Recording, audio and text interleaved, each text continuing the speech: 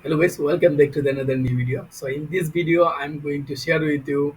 This is my first course, and I got approval from Udemy. This is really excited for me, and really good news for me.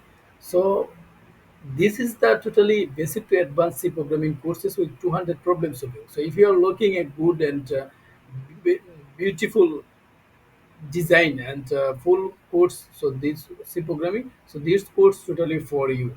So if you are a student, first year intermediate, so you can connect with me easily from Udemy. So so personally I have no interest to introduction myself, and I'm a full stack developer and software engineer, and now I'm writing my passionate blog, LinkedIn and Medium, and my own blog website. So it's my passion, and now I'm a software engineer, and the data analysis is my full-time profession. So guys, this course is presented by me, by myself, so Masuk Mia.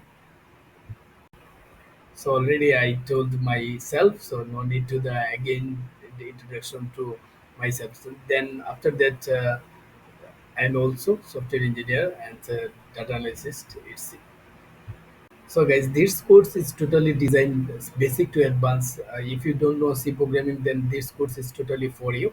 Basic to advanced, so don't worry about it. And support group also available in the Telegram group.